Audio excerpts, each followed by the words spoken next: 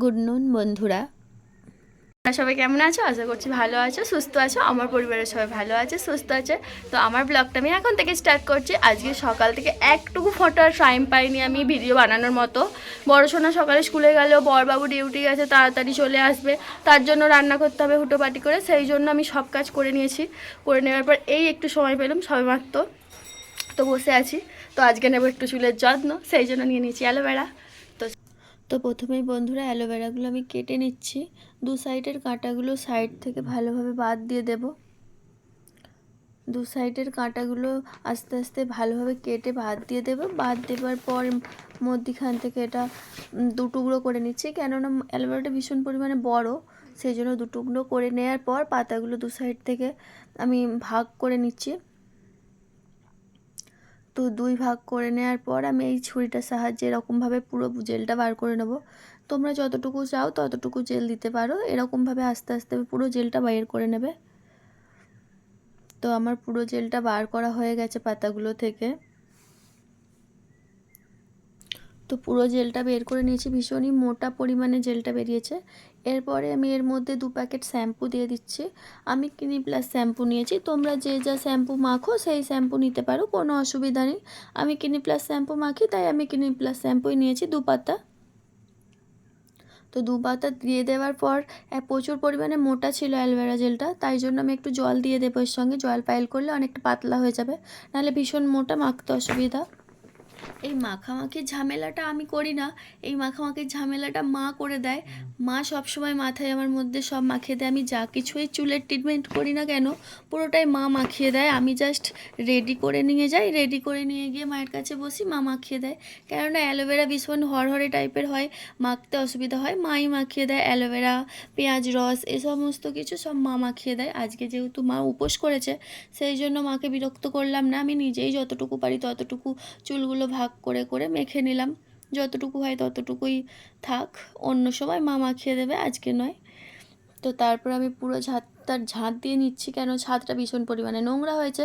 ছোটো সোনা খেলা করছিল, তারপরে আমি রান্না করেছি, সেই জন্য ছাদটা নোংরা হয়ে গেছে। ওই জন্য ছাদটা পুরোপুরি ভালোভাবে ঝাঁট দিয়ে নিচ্ছি। দেখতেই পাচ্ছ আমি যখনই ছাদ ঝাড় দিই ভীষণ পরিমাণে ধুলো ওড়ে, ভীষণ পরিমাণে ধুলো। পুরো ছাদটা ভালোভাবে আমি ঝাঁট দিয়ে নিচ্ছি। মাঝে মাঝে আবার ছোটো সোনা ধুলো নিয়ে খেলে, সেই জন্য তার জন্য ছাদটা নোংরা হয় ভীষণ পরিমাণে। ওই জন্য যখনই ঝাঁট দিই আমি শুধু ধুলোই ওড়ে। তারপর আমি পুরো উনুনটা নাতা দিয়ে দিচ্ছি। উনুনটা ভীষণ পরিমাণে গরম, তার সত্ত্বেও আমি নাতাটা দিয়ে দিচ্ছি। আমার হাতে তাত লাগছে, কেননা স্নান টান করে এসে আমি আর এই নাতা টাতার ঝামেলা রাখতে চাই না, কাদা টাদা মাখতে চাই না। সেই জন্য স্নান করতে যাওয়ার আগেই আমি উনুনটা নাতা দিয়ে দিচ্ছি। কাদা টাদা আর ঘাঁটবো না বাবা, স্নান টান করে এসে একদম ফ্রেশ থাকবো, সেই জন্য আগে থেকেই আমি উনুনটাই নাতা দিয়ে দিচ্ছি।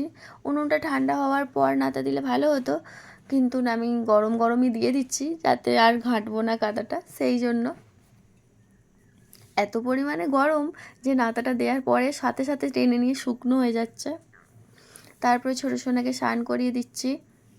ওকে স্নান না করিয়ে আমি যদি স্নান করে নিই, ও স্নান করার সময় লাফালাফি করে আবার আমাকে পুরোপুরি ভিজিয়ে দেবে, সেই জন্য আমি ওকে স্নান করিয়েই নিজে স্নান করতে যাই। অনেক সময় আবার আমি নিজে স্নান করে এসেও ওকে করাই, যখন ও খেলতে যায় তখন ফাঁকা থাকি, ওই জন্য স্নানটা করে নিই। স্নানটা করে নেওয়ার পর ও আবার খেলে টেলে এলে তারপরে ওকে আমি করে দিই।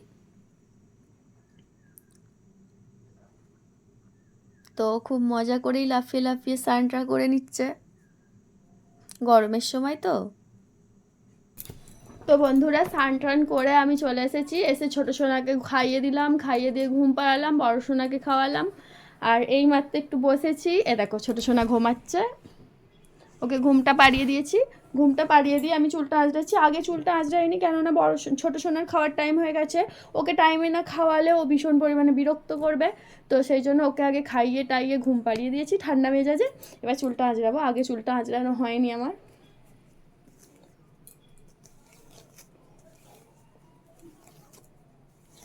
দেখতেই পাচ্ছ বন্ধুরা, চুলটা আমার অনেকটা সিল্কি মতো। অ্যালোভেরা দিয়ে শ্যাম্পু করে তোমরাও ট্রাই করো, দেখবে বাড়িতে অনেকটা উপকার হবে, চুল ওঠাও অনেকটা কমে যাবে আর চুলটা অনেকটা সিল্কি দেখতে লাগবে। আমি এখনও পর্যন্ত মানে স্নান টান করেছে, মাথাটা আঁচড়াইনি, এই সবে মাত্র আঁচড়াচ্ছে। চুল ভীষণ পরিমাণেও বাড়ে। আমার চুলটা দেখতে পাচ্ছ বন্ধুরা, আমার চুলটা প্রায় কোমর থেকে নিচে,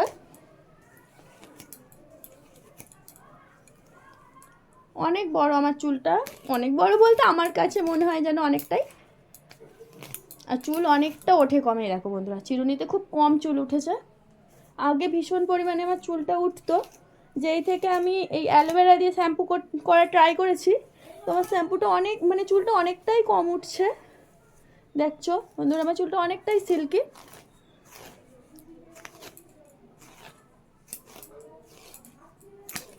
তো ফাইনাল রেজাল্ট আমার এইটা এসেছে, দেখতেই পাচ্ছ বন্ধুরা, চুলটা ভীষণ পরিমাণে সিল্কি আর মানে একটুকু পরিমাণে রুক্ষ শুষ্ক মনে হচ্ছে না, চুলটা সিল্কি আর খুব সুন্দর লাগছে। তোমরা ট্রাই করে দেখো, তারপরে আমায় বলো, যদি না উপকার পাও তোমরা আমাকে প্লিজ কমেন্ট করে জানিও। যখনই শ্যাম্পু করবে তখনই ট্রাই করো, ফল পাবে। এইদিকে বরবাবু ডিউটি থেকে চলে এসেছে, চলে আসার পর স্নান টান করে নিয়েছে।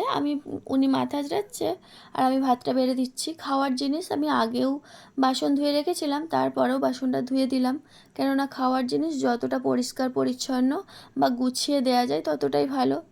আর বাড়ির ছেলেদের তো সবসময় খাবার দাবার গুছিয়ে দেওয়াটাই আমার মনে হয় ভালো। আমি তো দিই, যতটা পারি ততটাই গুছিয়েই দেওয়ার চেষ্টা করি। অনেক অনেক সময় বড় সোনা ছোটো সোনা বিরক্ত করে, হয়তো তাড়াতাড়ি করে দিয়ে দিই, কিন্তু যখন আমি ঠান্ডা মেজাজে থাকি তখন সব সময় চাই আমি খাবার দাবার মানুষকে গুছিয়ে পরিপাটিভাবে দেওয়ারই চেষ্টা করি। তো বরবাবুর আর আমার দুজনেরই খাওয়া হয়ে গেছে। খাওয়ার পর ঘরটা মুছে নিচ্ছি, সঙ্গি লেগে আছে পুরো। আর কিছুটা ভাত তরকারি বেঁচে গেছে, সেটাই ওইদিকে চাপা দিয়ে রেখেছি।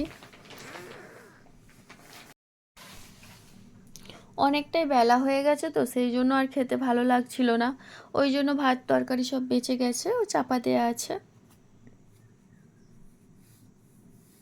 আজকে সকালের জামা কাপড় সব ছাদে দিয়েছিলাম, কিন্তু স্নান টান করার পর আমার একটা শাড়ি কাপড় এই তারটার মধ্যেই দিয়ে দিচ্ছি, আর ছাদে গেলাম না। একটা শাড়ি কাপড় নিয়ে আর ছাদে যাচ্ছি না, এখানটা ফাঁকা আছে আর গরম শুকনো হয়ে যাবে। তো বিকেল 4টে বাজে, বড়সোনার পড়া রয়েছে, সেই জন্য বড়সোনাকে আমি ঘুম থেকে তুলে দিলাম। ওর ঘুম তো এখনও ভালোভাবে কাটেনি, তার সত্ত্বেও পড়তে যাবে বলে উঠে পড়ছে। আর ও যতটুকু পারে ততটুকু করলো, পেছন দিকটা ভালোভাবে আঁচড়াতে পারছিল না, সেই জন্য আমি আঁচড়ে দিলাম। নিজের কাজও নিজেই করার চেষ্টা করে, কিন্তু যতটা পারে না আমি তারপরে করে দিই। তো পড়তে চলে গেল বন্ধুরা। ছোটো সোনাও এদিকে ঘুম থেকে উঠে পড়েছে, তো ওকে স্নান টান করে খাইয়ে আর ঘুম পাড়িয়ে দিয়েছিলাম, ওর ঘুম ধরে গিয়েছিল সেই জন্য। আর কপালের টিপটা দেয়া হয়নি, এখন বিকেলবেলা ও একটু খেলতে বেরোবে রাস্তার ধারে, সেই জন্য ওর কপালে একটু টিপ দিয়ে দেবো। বাচ্চাদের কপালে আবার টিপ না থাকলে কীরকম কীরকম একটা দেখতে লাগে। এখন একটু ধীর স্থির হয়েই বসে আছে, কেননা সবে ঘুম থেকে উঠেছে বলে একটু ধীর মেজাজেই রয়েছে। অন্য সময় হলে তো লাফালাফি করে, ঘুম থেকে উঠলে একটু বাচ্চারা, সব বাচ্চারাই একটু ধীর স্থির থাকে। আবার অনেক অনেক বাচ্চা ভীষণ কান্নাকাটি করে, কিন্তু ছোটো সোনা বড়ো সোনা এরা দুজনেই কোনোদিনই ঘুম থেকে ওঠার পর কান্নাকাটি করেনি, কিন্তু একটু চুপচাপ থাকে একটু। তো পাউডার দেওয়ার সময় ও সরেই যায়, কেননা চোখের মধ্যে পাউডার পড়ে গেলে ওর জ্বালা জ্বালা করে, সেই জন্য ও পাউডার দিতে মানাই করে। তার সত্ত্বেও দিয়ে দিই, কেননা কাজলের পাউডার না দিলে তোমার ঘেঁটে যাবে।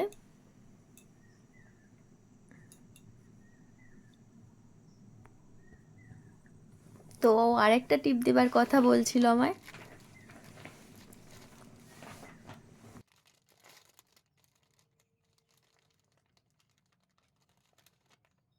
দেখিয়ে এলো, ডাক্তার দেখিয়ে আসার সময় নিয়ে এলো, এখন বাজে 4:30 মতো।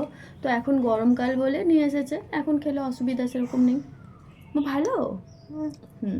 কিরকম এটা? আর দিদিকে দিবি না? দিদি কোথায়? পড়তে গেছে। দিদি থাকলে দিদিকে দিতে তুমি? খেলতে গেছে? না না, পড়তে গেছে। এতে রাখো, এতে রাখো, এতে রাখো। আসলে মা আইসক্রিম খেতে খুব ভালোবাসে, সেই জন্য বাপি গরমকালে যেখানেই যায় একটা করে আইসক্রিম নিয়ে আসে। মায়ের জন্যও নিয়ে আসে, বড় সোনা ছোটো সোনার জন্যও নিয়ে আসে।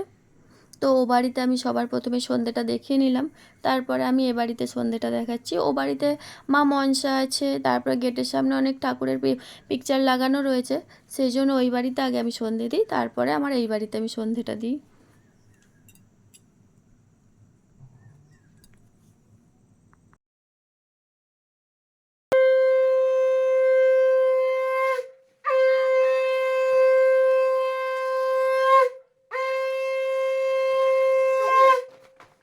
তো জামা কাপড়গুলো আমার পাট করা হয়েছিল না, জামা কাপড়গুলোই পাট করে নিচ্ছি সন্ধে টন্ধে দেওয়ার পর। বিকেলবেলা আসলে আমি ছোটো সোনাকে নিয়ে একটু রাস্তার ধারে দাঁড়িয়েছিলাম, সেই জন্য আজকে বিকেলবেলা আমার জামা কাপড়গুলো পাট করা হয়নি। না হলে অন্য অন্য সময় বিকেলবেলা আমি জামা কাপড়গুলো পাট করে নিই। তারপরে আবার ওকে নিয়ে একটু দাঁড়ানোর পর কাজে বসে গিয়েছিলাম, জরির কাজ করছিলাম। আমি তো যখনই সময় পাই একটু করে জরির কাজের মধ্যে বসে পড়ি, সেই জন্য আমার টাইম কোথা থেকে বেরিয়ে যায় বুঝতেই পারি না। তো ছোটো সোনা খাটের ওপর লাফালাফি করছিল, পড়ে যাচ্ছিল, সেই জন্য ওকে একটু বকা দিচ্ছি যে বাপি অত লাফালাফি করিস না, পড়ে যাবি, হাত পা ভেঙে যাবে পড়ে গেলে। সেই জন্য ও বসে পড়লো বকতে। তো দুপুরবেলার যে ভাত তরকারিটা বেঁচেছিল সেটাই খাচ্ছি। আমি ভাত খেতে খুব ভালোবাসি, সেই জন্য ভাত আমি সবসময়ই মানে পছন্দ করি, ভাত আমি ফেলে দিই না, খেয়েই নিই। তারপর আমি বসে পড়েছি একটু পটল আর আলু কাটতে। তো আজকে রাতের তরকারি হবে পটল আলুর তরকারি আর রুটি, সেই জন্য আমি আনাজগুলো সব কেটে নিচ্ছি তরকারি বসাবো বলে।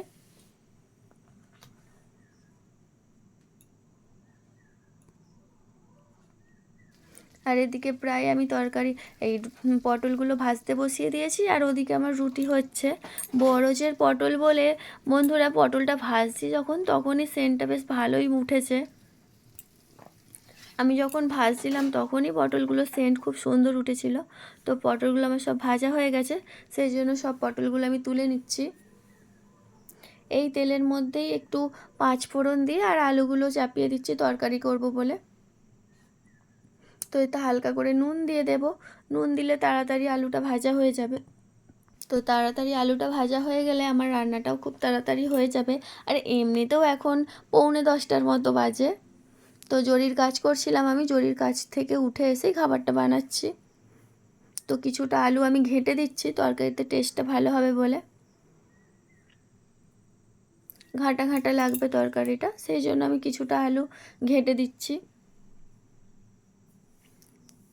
তো আমার খাবার হয়ে যাওয়ার পর আমি ছোটো সোনাকে খাইয়ে নিচ্ছি, ওকে ঘুম পাড়িয়ে দেবো। ওকে ঘুম পাড়ানোর পর তারপরে আমি খাবো, খেয়ে দিয়ে আবার এডিটিং করব। এডিটিং করতে বসলে যে কতক্ষণ সময় লাগবে তার কোনো ঠিক নেই, আমার এডিটিং করতে ভীষণ পরিমাণে টাইম লাগে। তো আমার ভিডিওটা বন্ধু আমি এখানেই শেষ করছি।